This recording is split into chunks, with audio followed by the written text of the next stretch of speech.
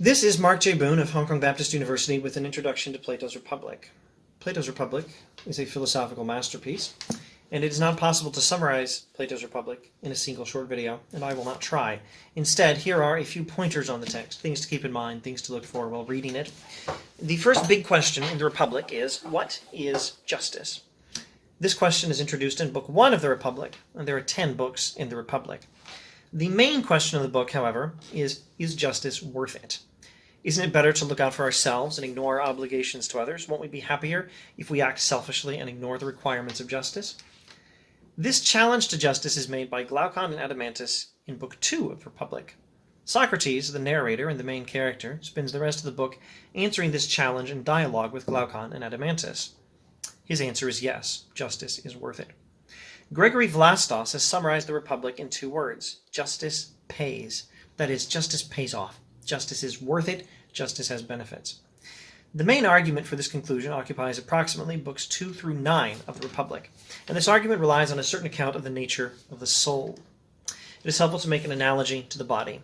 The body has different parts, and health is achieved only when the different parts of the body do their own work and work together for the good of the whole.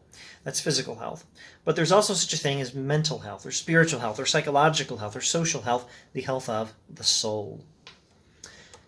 The soul also has a nature and a proper function, and in the account Socrates gives in the Republic, it also has parts. There are 3 of them. There is the rational part of the soul, the part that desires wisdom. There is the appetitive part of the soul, the part that desires physical things, especially physical pleasures. And between them is a third part, the part that decides between the 2. When we are torn between the appetitive and the rational parts of the soul, the spirited part of the soul, in between them, decides which way we follow. The spirited part of the soul is given the name thumas. It's the part of the soul that desires honor, or that gives honor to things. Spiritual health is achieved when the parts of the soul are doing their own jobs and are ordered or arranged properly. And the proper arrangement of the soul involves the rational part making an alliance with the spirited part in order to keep the appetitive part in line, to keep it obedient to the instructions of reason, to keep it from rebelling against reason. The spirited part of the soul is what gives honor to things, and it needs to honor reason. Now, C.S. Lewis did something almost as good as what Vlastos did.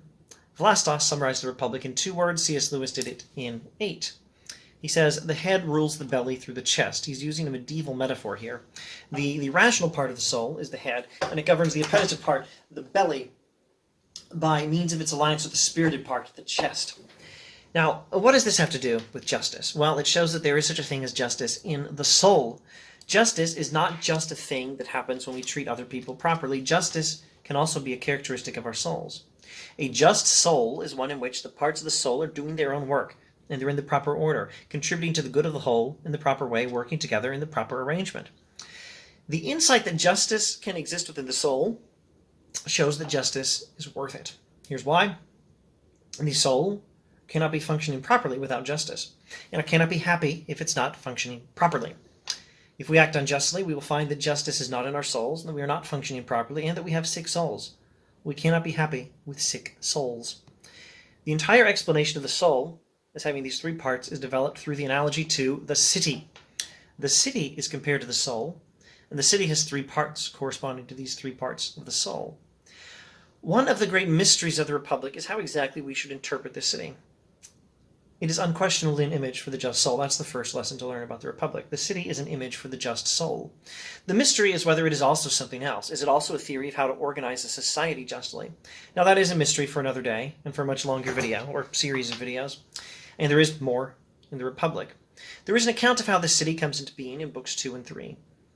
There is the explanation of 4 important virtues: wisdom, courage, moderation, and justice, and of how they relate to the 3 parts of the soul and of the city in Book 4.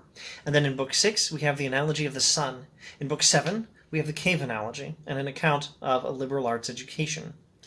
In Book 8, we have the tragic and wonderfully told story of how a republic dies. In Book 9, we have the myth of that's E-R. We have the myth of and a second argument that justice is worth it because of its consequences, and especially because in the afterlife we'll be treated justly for our justice, or our lack thereof, in this life. And the mystery to which I alluded a few moments ago, as well as to these other topics, I commit to you, who I hope are or will be a reader of the Republic.